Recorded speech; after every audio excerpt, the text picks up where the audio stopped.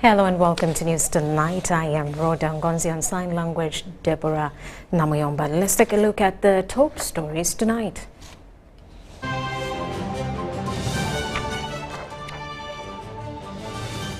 President Museveni shares insights on governance and prosperity with Bangladesh Army officers.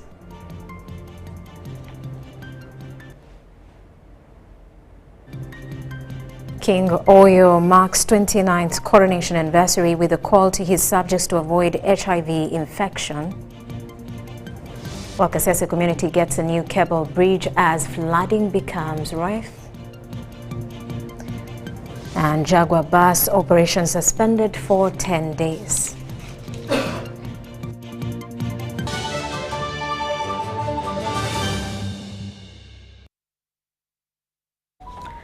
Hello once again. President Yoweri Museveni has praised the late General Aronda for his role in actualizing Uganda's national identity card project, stating that it addressed the challenge of accurately identifying Ugandans, a problem the country had faced since independence. The president described this as a magic bullet that paved the way for electronic voting, which would help eliminate vote rigging. Museveni also made these remarks during the closing ceremony of the first Kampala Defense and Security Expo, which concluded with a memorial Thanksgiving service in honor of the former Chief of Defense Forces, General Aronda.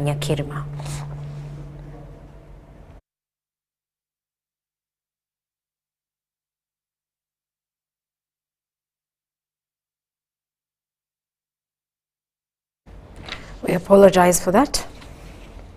Now, President Yoweri Museveni has said political leaders should be able to accurately diagnose the problems of their people. These are the people that they lead, so that they are able to offer solutions to them. President Museveni, who is also the Commander-in-Chief of the Armed Forces, made these remarks while delivering a lecture of opportunity to Army officers of the Bangladesh Armed Forces War Course at State House, Entebbe. The head of the delegation, Group Captain Hassan Mahmoud, who led a team of 17 officers from NDC Bangladesh, thanked President Museveni for the hospitality offered to them since their arrival in Uganda a few days ago. It was governance. First, we had bad kings who were divided and fighting among themselves.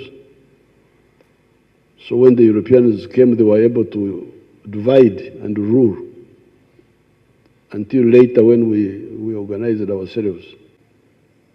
We discovered 3 problems. And these ones formed what we called our historical mission. What is the historical mission of our groups? Therefore, the principle number 1 of our movement is patriotism. Patriotism. Love Uganda. Why love Uganda? Because you need it for your prosperity. Uganda can ensure your prosperity better than your tribe. Once again, thank you very much, Your Excellency, for sparing your valuable time, inspiring words, and gracious hospitality. We look forward to a future of continued friendship, collaboration, and shared success between Uganda and Bangladesh. In appreciation, may I now request all the visiting members of Armed Forces War Course, National Defense College, Bangladesh, to join me in giving a big round of applause to His Excellency and Uganda.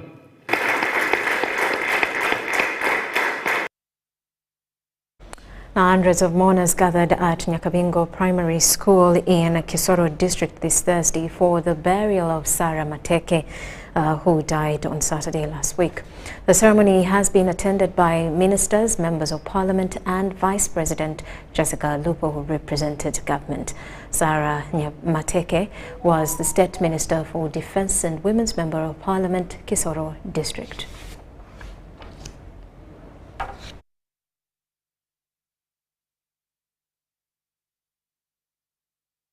Thank you.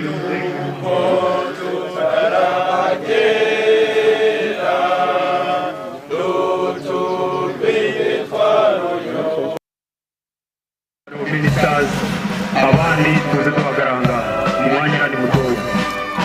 Abarwaye pressure, abafite inda, yabona muberede.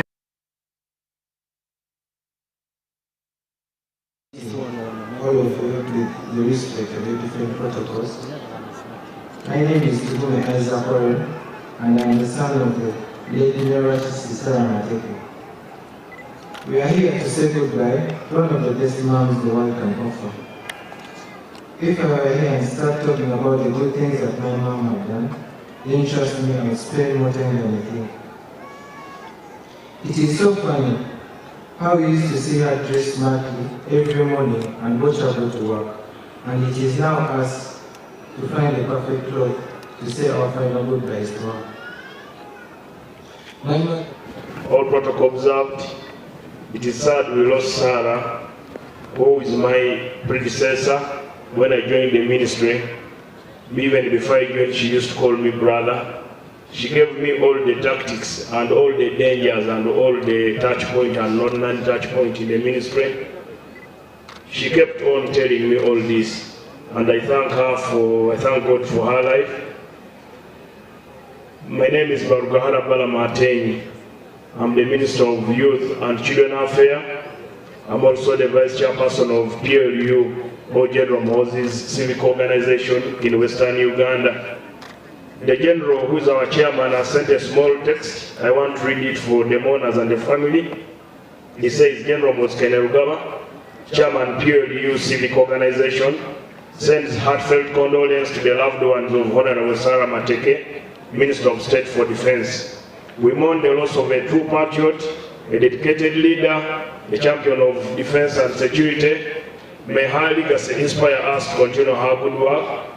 May she rest in peace. And I was saddened by the news of the untimely death of Honorable Sarah Mateke. I convey on behalf of government, on behalf of the NRM party, and on my own behalf, heartfelt condolences to the family of Dr. Mateke, the people of Kisoro, and all Ugandans. Although I had not interacted very much with Honorable Sarah Mateke, I found her to be very calm, and she didn't appear to be too sensitive, aggressive, or touchy. Earlier on, I had appointed her and others to a committee tasked with studying the issues concerning Congo. She has passed on before reporting back the committee findings. One could tell that Honorable Sarah Mateke chose her words very carefully. In the years she spent here on earth, I believe she served as an example to those who knew her closely, and they found her to be kind and calm.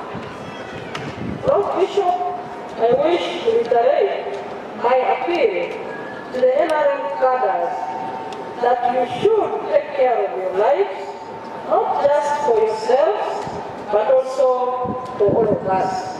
Ministers, abandi tuze tubagaranga umwanya ni muto. Abarwaye pressure, abafite inda, yabona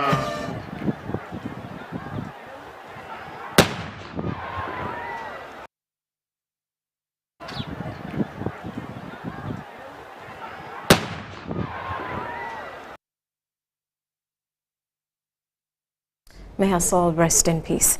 President Yoweri Museveni has praised the late General Aronda for his role in actualizing Uganda's national identity card project, stating that it addressed the challenge of accurately identifying Ugandans, a problem the country had faced since independence. President Museveni described this as a magic bullet that paved the way for electronic voting, which would help eliminate vote rigging. The president made these remarks during the closing ceremony of the first Kampala Defense and Security Expo, which concluded with a memorial Thanksgiving service in honor of the former Chief of Defense Forces, General Aronda Ngonzi.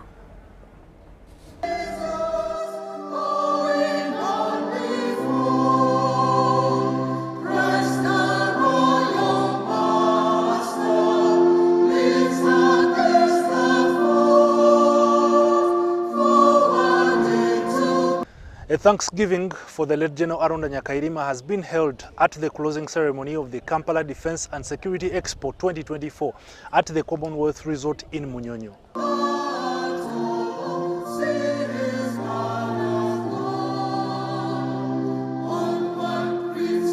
The preachers of the day, including the Right Reverend Patrick Tugume and Right Reverend Onesimus Asimwe, stated that the late Aronda Ngonzi died while still making valuable contribution to the nation, which is why his legacy needed to be celebrated. When one lives as well as General Aronda did, their influence becomes immortal. It becomes a guiding light for succeeding generations. Therefore, to learn from his experience, please remember the following three things. Number one, invest in good stewardship. For every man will reap what he sows. Keep doing good against all odds. Do not succumb to any amount of temptation or provocation to do evil. Specifically, Right Reverend Onesimus Asimwe called on officers in uniform to desist from corruption tendencies, noting that General Aronda was not a corrupt army general.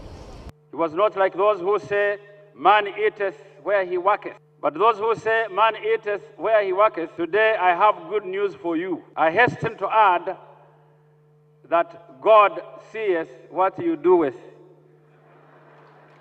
And one day you will stand before him.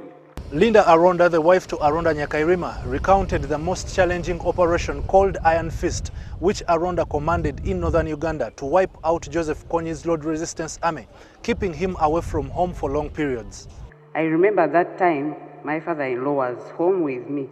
He wasn't feeling well and was seeing doctors. One day he asked me, Muchar, that's what he called me. Omwami wawe n'omuhuriza? Meaning, Muchar, do you hear from your husband? I said, yes, I hear from him. He is well. When Aronda's term as the Chief of Defense Forces ended in 2013, Linda narrates that she was relieved, hoping to spend more time with her husband, but this did not happen. But no, he was appointed Minister of Internal Affairs. He worked tirelessly on the National ID project, which by the time he died, was completed.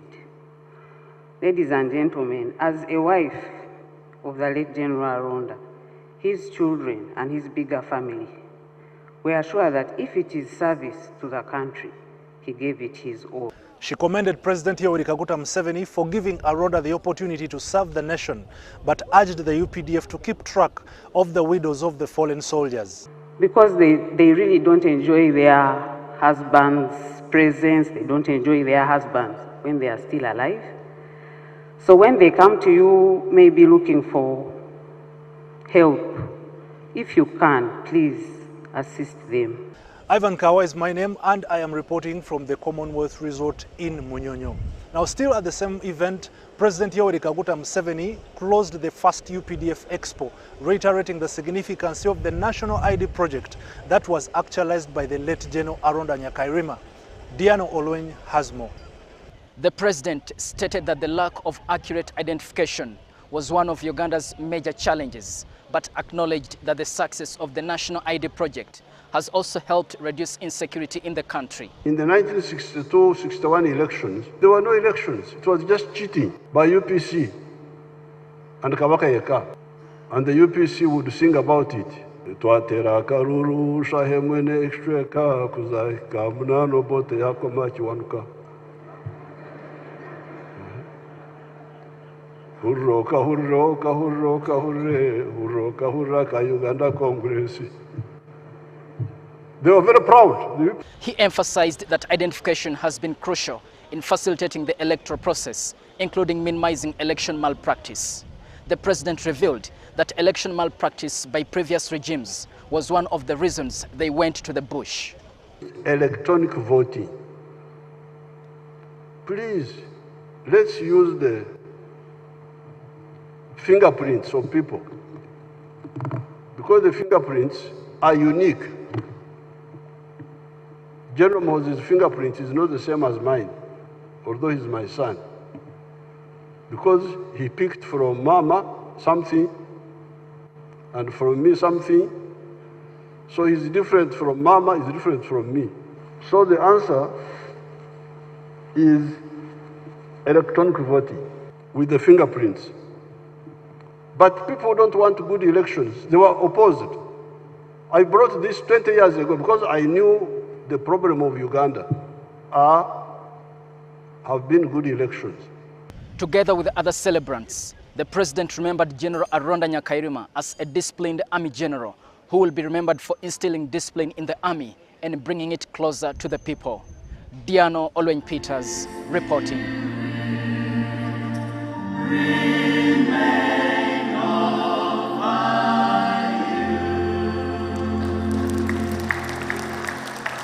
I hear the Holy Spirit tell me to do a COVID test quickly so that I'm ready for the birthday celebration. Thank you, Olwenya Peters. Now, in the heart of northern Uganda, a new crop is breathing new life and serious economic potential. Coffee, once a stranger to this region, is now becoming a beacon of hope for farmers, and behind it and other crops are people once inspired by exposure. This is what will partly form the basis of discussion in the upcoming 5th biennial Presidential CEO Forum taking place in Kampala this week. Let's take a look. When coffee was introduced in Uganda in the early 90s, we were zoned out that coffee cannot grow in our area. For so many years, farmers in northern Uganda had known mainly few traditional crops. These included maize, beans, simsim and soya beans, among others. From these, they always struggled to make a living. The rise of coffee is changing this trend. Farmers are now staring at a future brighter than the past and a current filled with hope. Alan Okello, a former commissioner of Uganda prisons, is one example of such hope. They gave me 25 kilograms of coffee seeds, and I raised the seedling myself, and others I sold away, others I retained. I planted all this. When I saw these things were coming very well, I became very happy. Trees are planted alongside the coffee for protection from the dry spell. Sustainable methods are used to ensure a healthy planet for generations to come. When we were starting, there were very few. I think my first harvest from this garden, we got about, I think got about 3 bags at the beginning. But the following year, I got 9 bags. Then by the time we were reaching the 3rd year in harvest, we had gone up to 15 bags. So you can see, gradually as you continue, it continues also growing. This is not happening without challenges. Pests, diseases and droughts are becoming a setback. There's a kind of, there's some insects come and bore the berries. They bore away the berries, but when we saw it, I brought in I got in touch with the Gulu University. the Department of Agriculture. And they came here and they are my regular visitors. They come and give me very good professional advice.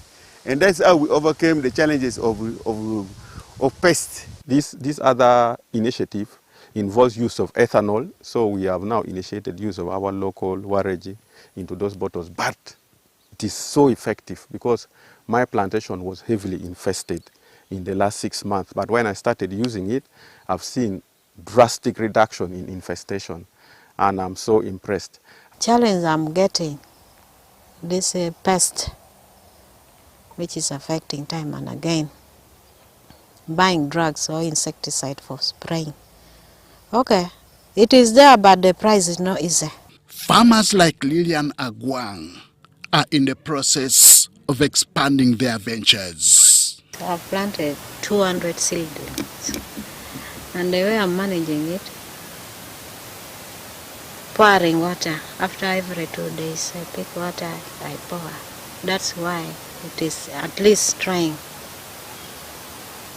to, I try to bring it up, but I wish I would not pour water, anything I would write. All. From the seeds to the cup, the sweetness of coffee success is being tested by these farmers. When I retire, I have a fallback position. Because if you retire and you don't have a fallback position, I think we have seen from our parents, we have seen from our forefathers, many people have retired, but still they come back home and they get redundant. So for me, I prefer coffee because you put it once, forever. The only you can just protect it, spray it, keep it, just being around, because coffee is not so easy. If you move far, you're going to get suckers there, pests there.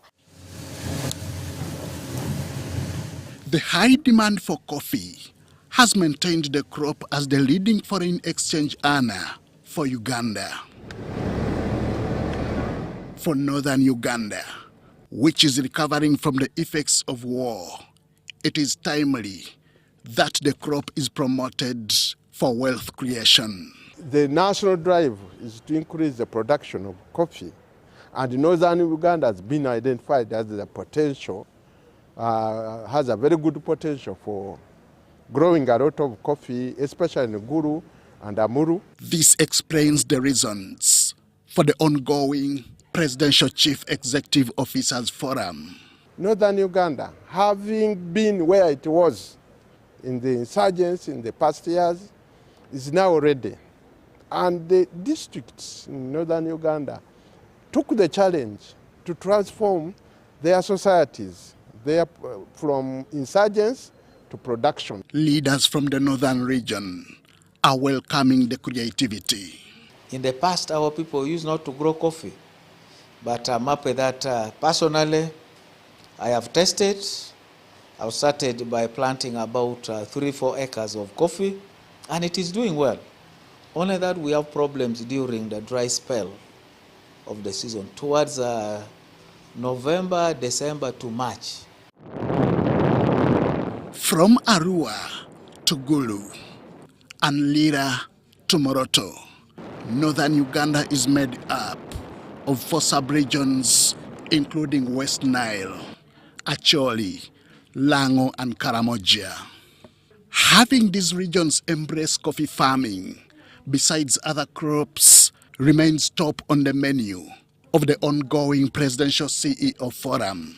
So I am happy that the myths that used to be that coffee does not do well in northern Uganda, we are actually trying to disapprove those people who are saying that coffee does not do well in northern Uganda.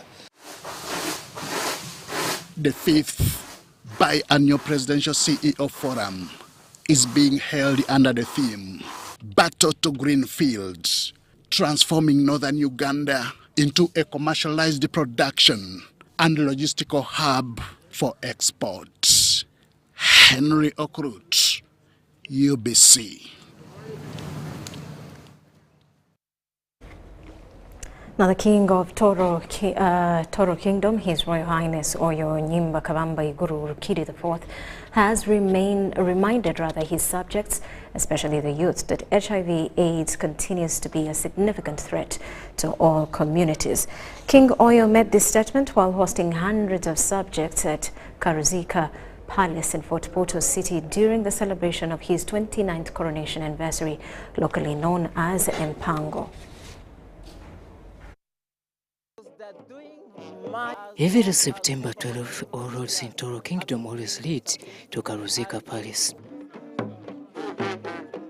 And there is nothing else which attracts celebrants other than the coronation anniversary celebrations. This is an activity full of exhibition of the rich Tooro culture. We are here to celebrate our culture. We are here to celebrate our identity. For this year, His Majesty Oyo Nyimba Kabamba Iguru Rukidi IV has celebrated 29 years of enthronement. The King's arrival on such events is one of the most interesting moments.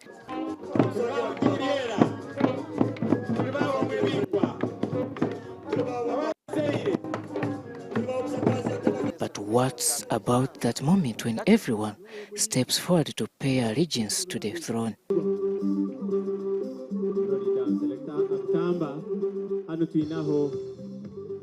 But it has been a long and illustrious journey. The old and invited guests carry speeches. I thank God for His mercies and grace upon you all. For the young, carry poems and songs. We gather here to celebrate the 29th coronation of our beloved King, who has sacrificed his life to the service of Tooro people. Over the past 29 years, His Majesty has demonstrated unwavering commitment to the development and prosperity of Tooro. His address began by thanking God for the merciful journey of 29 years of his reign. Simba mukama ruhanga anyakutuhikize amwaka gwa 2029.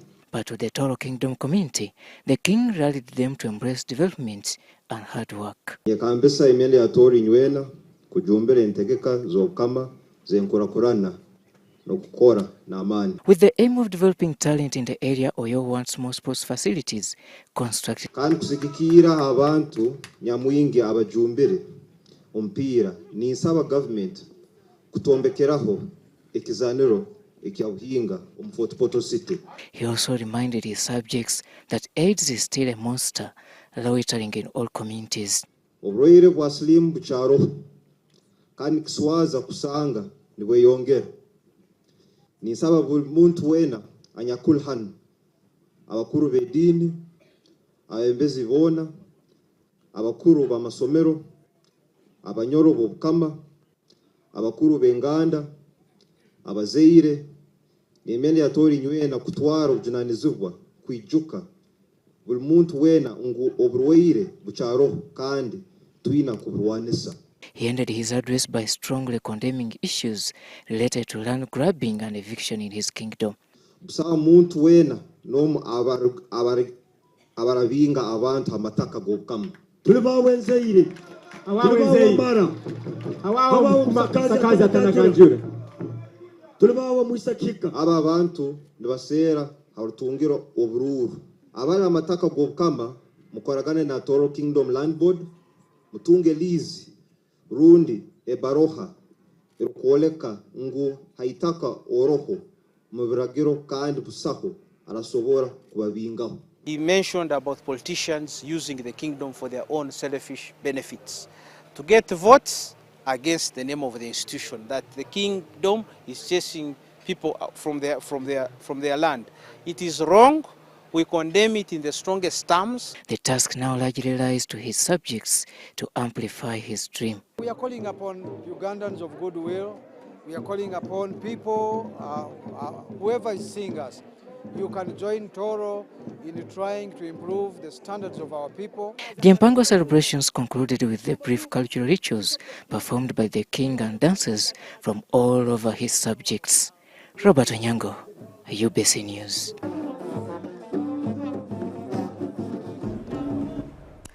Meanwhile, final preparations for the 10th edition of the Busoga's King inauguration ceremony are underway ahead of the ceremony tomorrow.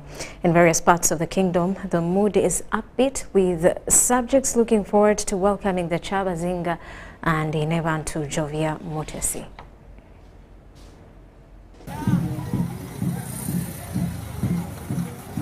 On the Jinja Kamli Road, there are many royal activities and cultural monuments erected to the much anticipated event. At Chiroba town, the Chabazinga subjects were holding placards and playing traditional drums. This is the 10th coronation event of Chabazinga, held in Buyende district. At Bukungu in Buyende district, where the ceremony will be held, preparations are complete. The tents for the royal guests and the seats have been erected. Bujope West MP Choto Ibrahim, a member of the organizing committee, explained why this year's coronation is being celebrated in Bujope.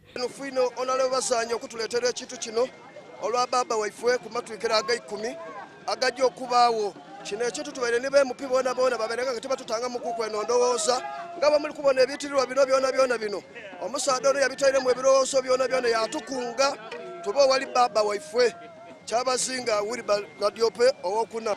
Several of the Chabazinga subjects received free medical treatment, a sign to show that good health means good life. Kuisatu twaidalwa kubiri tulikola kundwere eningi twidanda ibendwere eningi nkaninga ameiso malaria omusuda gwensiri ameino bitongole bingi no. Meanwhile, security has been tightened on land and on Lake Kyoga as security actors continue to patrol the waters overnight. The sailors are looking forward to tomorrow's race. We found them practicing. Andrew Ntange, the royal spokesperson, says it's been a long journey to the 10th anniversary. Gaisaife kiri kumpi na mwalo olw'ensonga eyo wetukola ebyokwerinda aye nga ati tutayire mu side eno tuvezera kyetukoze aye ate ekirungi tulina abasirikale baife ab'okumaadi era nga bona bali kulaga nga bali ready okunyweza ebyokwerinda side eno etabanga evaayo obulabe bonna.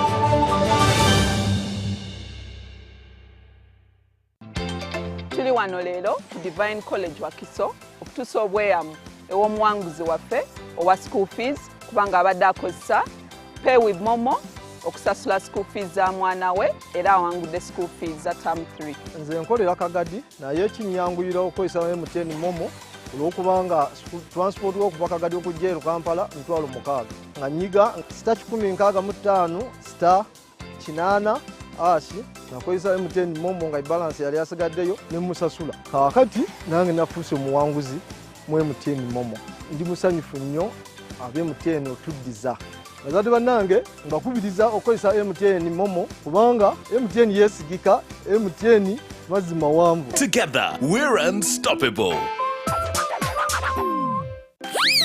Hey kids, we're going to count today. 1, 2, 3, 4, 5. Enjoy 5 ways to love your baby, smoothen and protect your baby's skin with 5 new gentle formulations. Original to nurture your baby, aloe vera to protect your chibubu skin. Cocoa butter to comfort your pinku. Mild scent to soothe your little one, and avocado to soften your buju skin.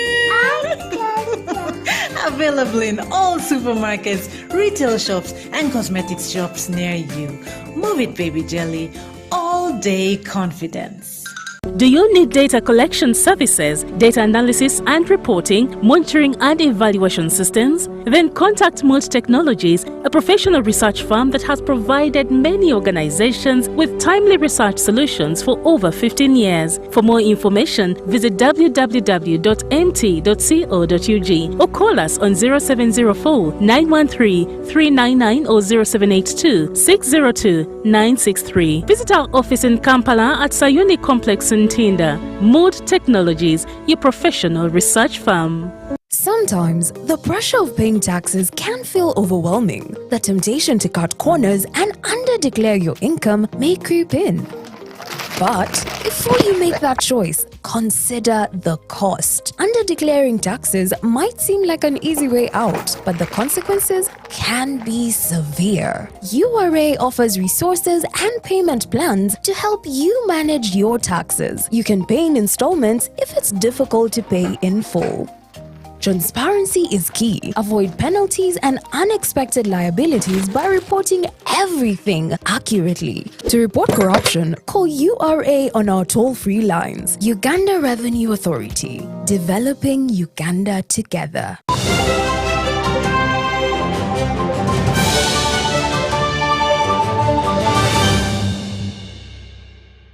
Welcome back. You are still watching News Tonight. The Ministry for Works and Transport has banned services for Jaguar buses over alleged recklessness on the road and violation of road and traffic guidelines. The 10-day ban will start on Friday, and the ministry will later investigate and inspect the company to check if it meets the standards. This was confirmed by the State Minister for Transport, Fred Byamukama, at a media briefing in Kampala. Such was the situation at about 1 a.m. of the 1st September 2024 when a Jaguar bus collided with a truck along Masaka-Kampala highway. According to a police report and survivors, the crash occurred after Jaguar bus heading from Kampala to Aronda oversped, causing turmoil. The Isuzu bus was overtaking and recklessly driving. The driver was recklessly driving, which caused the accident. Days after the incident, government through the Ministry of Works and Transport has suspended the Jaguar bus company from operations, with the ban starting tomorrow and lasting for 10 days. You very well know that on the 1st of September, this very year, we had a very fatal accident along the Kampala-Masaka road. This fatal accident was involving Jaguar bus. And the people who lost their dear ones, we are with you, and we know it pains the 8 people. But the preliminary findings, they have showed us that the driver of Jaguar bus take in the wrong place. He had seen a vehicle coming, a fiscal truck coming from up. I think in his brain he thought he would overtake before the fiscal reaches him. Along that scaffold, he realizes the fiscal was going to knock him, or they could knock one another on head-on collision. That's how we had to stagger off the road. We had to cause an accident which claimed our 8 people. Now this morning, as we have done the preliminary findings and investigations, pending the final report, which is remaining about 30% to confirm. So we have decided to suspend all operations of Jaguar bus services in Uganda for a period of 10 days, with effect from tomorrow at 6 a.m. According to Minister of State for Transport, Fred Byamukama, the ministry will analyze and inspect the mechanical condition of the buses, status of their drivers, among other resolutions. They should show us records of the refresher trainings they take, where they take their drivers, because we normally advise these bigger bus companies, these bigger transporters, take your drivers for a refresher training course. Although the company's operations were based on interstate routes, the minister said the passengers will opt for other buses. However, amidst students' return to school, Byamukama says they will come up with alternatives. If the worst comes to the worst, the government of Uganda can organize our transport. If we see those people are going there, they cannot wait for the 10 days. Like the school-going children, if they are going there, we can organize. Ministry of Works has very many buses. Kira Motors can provide. Many government entities have. But I'm very sure we shall have an alternative. The ban on Jaguar Bus Company also issues a warning to other bus companies, and the minister noted that Poko Poko and Gateway should be vigilant, and advised those who committed road breaches to report to them. There is a video circulating on social media where a bus driver from Gateway was seen overtaking in a very dangerous corner in the areas of Kisoro. We have given Gateway a period of 7 days to have produced that driver together with the bus. However, taxi drivers have also been warned against overspeeding and reckless driving. Equally, we had an accident of Poko bus a few weeks ago, but this one the findings showed that the taxi driver was one day mistake. That's why you see all the people on the taxi are dead. And Uganda, we are trying to bring up how can we regulate these taxi people. You find the owner of the taxi has that only one taxi. So if you impound him, you are impounding nothing. So that's why we are bringing in the new regulations, we're encouraging these taxi people to always operate in associations. When your taxi makes a mistake, when it's from association A, we ban the whole association. I'm Ivan Juko for UBC. And since 2013, major rivers in Kasese district have periodically burst their banks, leading to loss of lives and property. Rivers such as Nyamwamba, Mubuku, Nyamugasani and Lubiriha are the most dangerous, with over 50 people having perished due to the flooding. The overflowing of these rivers have also hindered access to health facilities, markets and schools for many community members.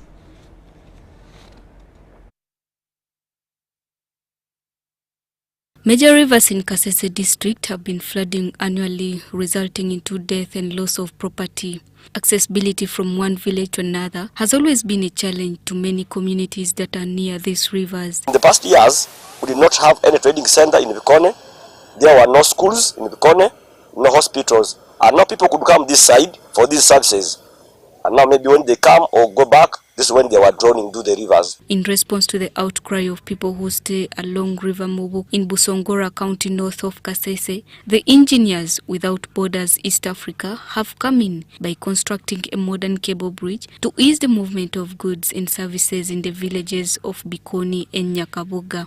During the monitoring of the project, Engineer Peter Nzavanita, who is the director for Engineers Without Borders East Africa, noted that many villages in Kasese lack accessibility, especially when the rivers overflood. He used this opportunity to call upon all well-wishers to join hands in helping such vulnerable communities. I want to challenge our private sector. I want to challenge our communities. I want to challenge even the engineers to volunteer efforts to be part of this effort, to lend a hand to solve some of these very, very urgent issues in the community. As Engineers Without Borders, we remain committed to provide support to communities when called on. But of course, also if you are able to obtain the necessary resources. Besti Ferigo, the town clerk for Maliba Chanya Town Council in Busongora County North, revealed that the existence of the bridge will boost socio-economic transformation among the people near River Mubuku. She also added that the bridge will support school-going children during the rainy season when the river becomes stubborn. This is really a very big achievement in ensuring that their goods will reach the market safely. We have children who move from one cell to the other, who have been crossing through the river, but now they are going to use the bridge for crossing and to ensure that they reach at school in time and safely. The Principal Assistant Secretary for Kasese District, Mr. Kikusa Mustafa, who represented the Chief Administrative Officer, called upon the local leaders to open up eyes in ensuring that sustainability of the bridge is achieved. Bikone Nyakabuga Cable Bridge, which is now the longest in Uganda, costed over 500 million with the support from the engineers in the United States of America. Charity Marion Imnat and Moses Muthabali for for UBC News. Now, joint stock company Global Security, contracted to implement the printing of digital number plates, says it is on course as per the contract. According to the Intelligent Transport Monitoring System project coordinators, over 1,000 government vehicles are currently have digital number plates. President Museveni hinted on the need for all vehicles to acquire digital number plates in 2018 as a means of curbing crimes in the country. Subsequently, a Russian company known as Joint Stock Company Global Security was contracted to oversee the Intelligent Transport Monitoring System project that is mandated to print digital number plates for both motorcycles and vehicles countrywide. For starters, government vehicles were selected to lead by example of acquiring these digital number plates. We begin with the government number plates, with the government vehicles, cars and motorcycles both. For the project, as far as I understand, the government decided that it will be the best way of showing the people of Uganda how the project works, to begin with their vehicles. A visit to the company's production house in Kawempe, Tula, reveals that everything is on course.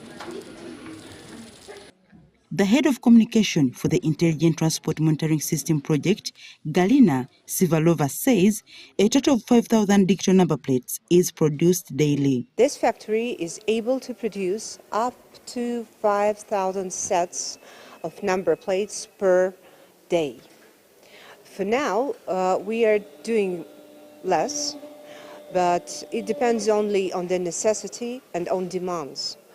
We can do less, we can do more, but for now, maximum capacity is 5,000 plates per day. Important to note is that the digital number plates are designed to accommodate a tracking component that will facilitate police to curb traffic law breakers as well as thieves. We are adding security components and make them match into this big ITMS system which we are talking about and which Ministry of Works is talking about, which Minister of Security is talking about.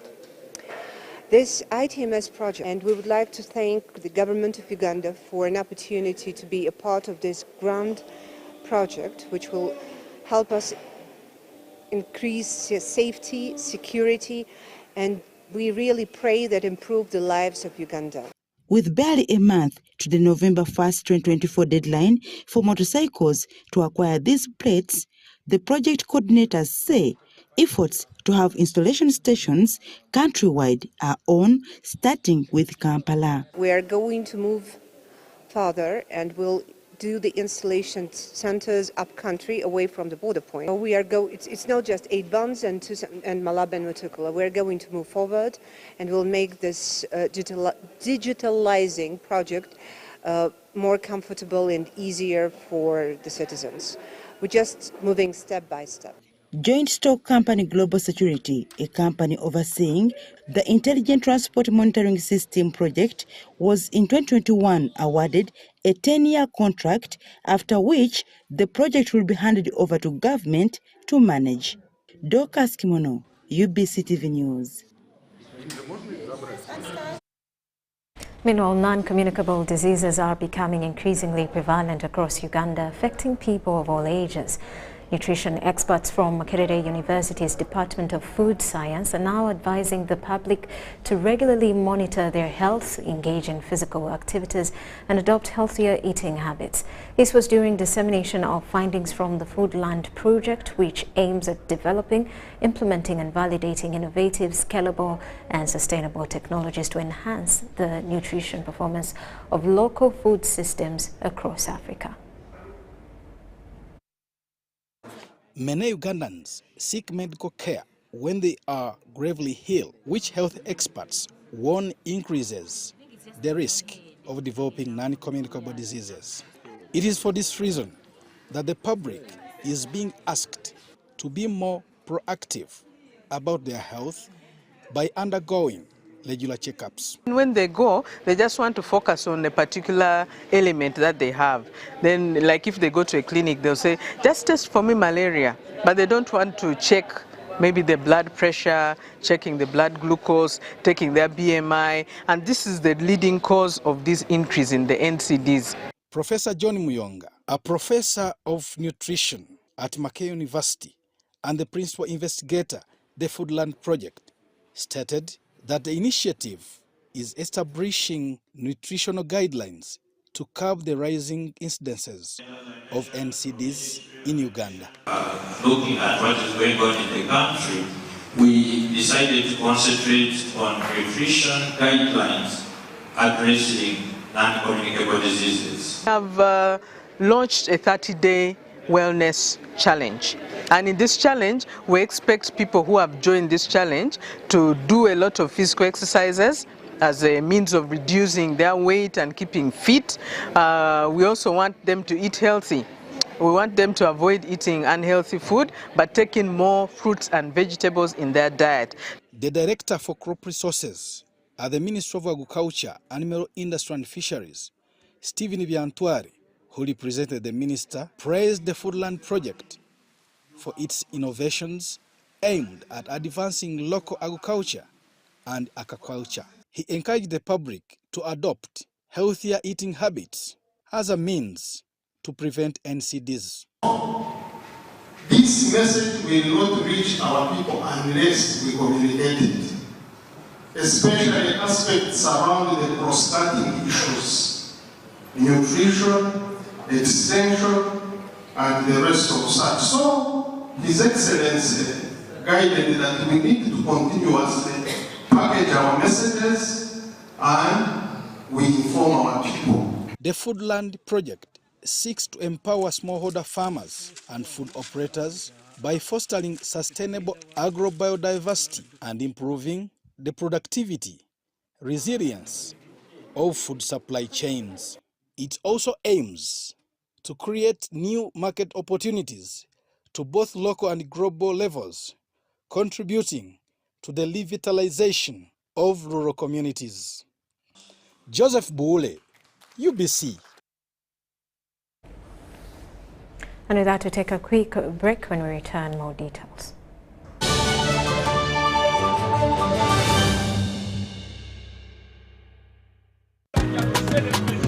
You used to tell me that I don't make you happy. All that time you would be complaining. I'll call you every day, yeah, yo, baby, don't know. You can now get all the Chibuzi out with MTN voice bundles. Call all networks Kubei Dondoro. Buy a 25-minute voice bundle for only 1,000 or buy any daily voice bundle of your choice. Dial *100 *21 hash and select daily or use the My MTN app. When we talk together, we are unstoppable.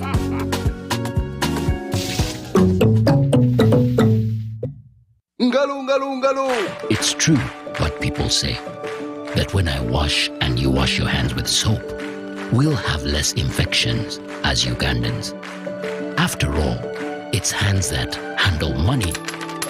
It's hands that feed us. Hands that prepare soil for farming. Hands that we use to learn. And hands that we use for fun.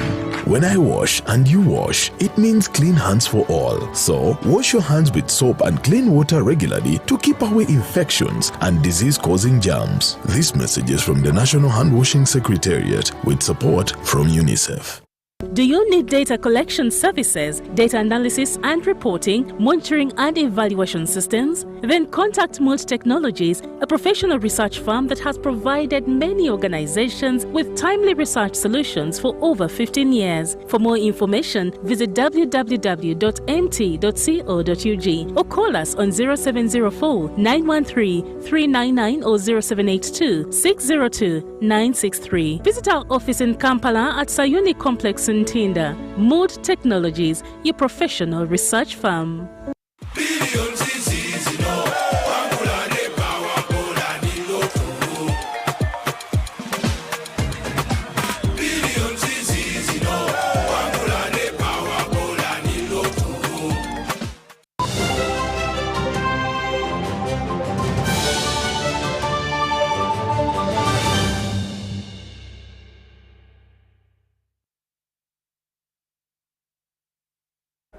Now, in business news, Uganda Airlines has expanded its regional network with the addition of Abuja, Nigeria's capital, as the 14th destination. The airlines has announced an initial flight schedule of Thursdays and Sundays, with plans to increase frequency in the future based on demand. Uganda Airlines has added another route to its expanding network. Abuja, the capital of Nigeria, is now the 14th destination on the airline's map. The official launch at Entebbe International Airport was attended by officials from the airline, the Uganda Civil Aviation Authority, the Ministry of Works and Transport, and the business community. Uganda Airlines CEO highlighted the significance of this new route as the airline celebrates its 5th anniversary. We are excited to launch our service to Abuja, Nigeria, and we're excited because these flights add a second city in Nigeria after Lagos, so it will be a combined flight.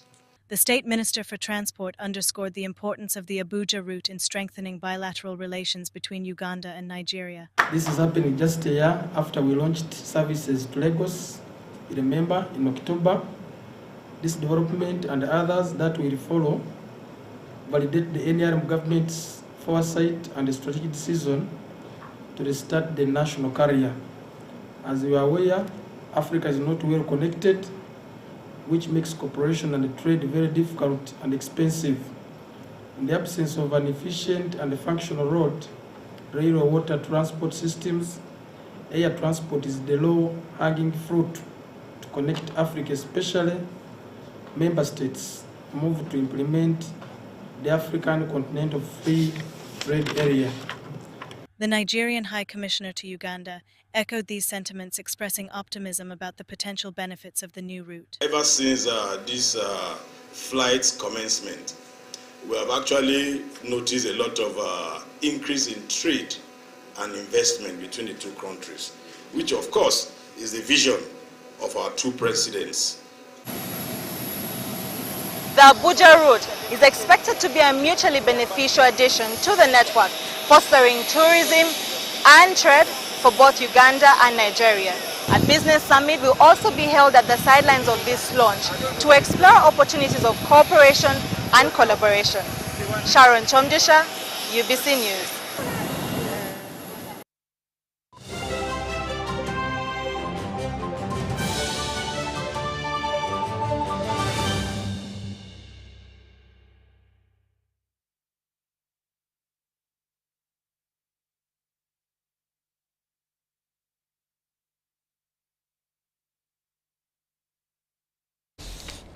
And on Tuesday this week, Ugandans showed passion and love towards Manchester United's Cameroonian goalkeeper Andre Onana. Truth be told, the gesture was overwhelming, but surprisingly isn't the first time it happens in Uganda. Our reporter talked to veteran and senior sports journalists Mark Sadi, who delved into the scenario and expounded on who delved into the scenario and expounded on how Uganda can benefit further. The women have come, the young and waiting. There's a glimpse of them.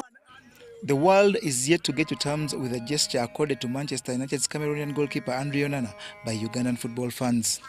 The situation with Andre Onana and Uganda is, for me, it came in so many, it gave me so many thoughts. There are so many talking points for me and things that we ought to consider. One, of course, the obvious thing is how big a brand Man United are as a football club across the globe.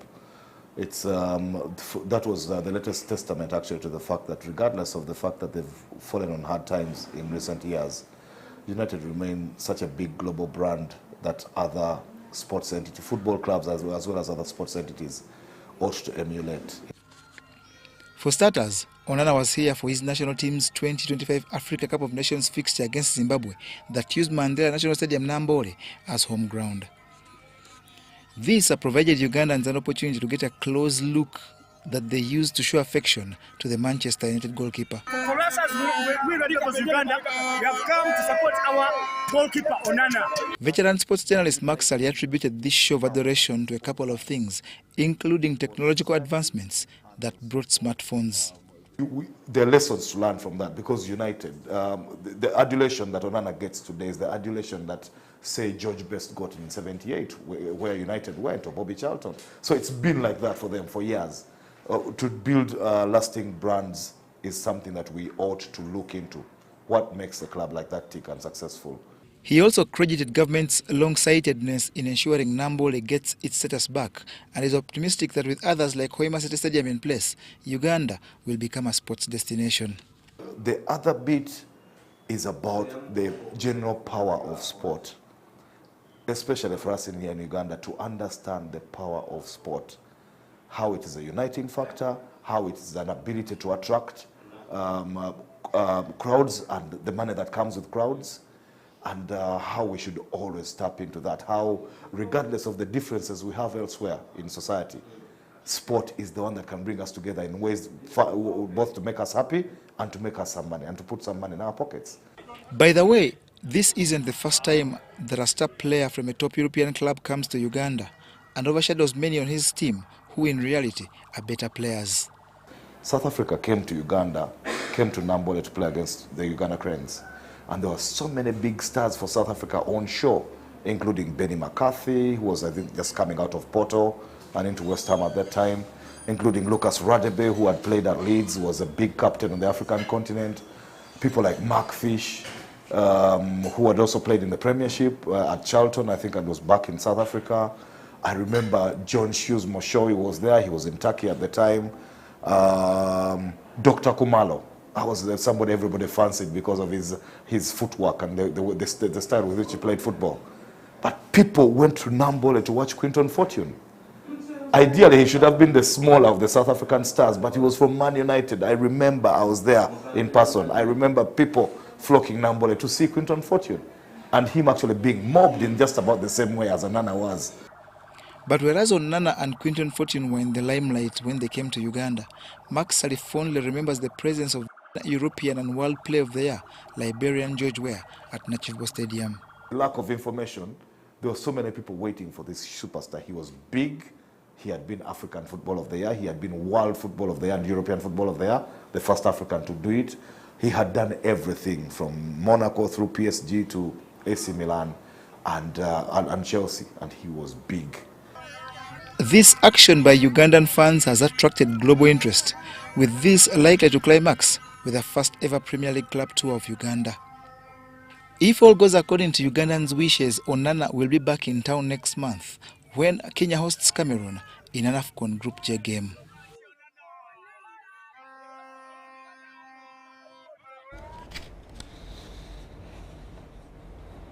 Well, that does it for News Tonight for now. We do return at 10 o'clock with more details. Deborah Namuyomba on sign language.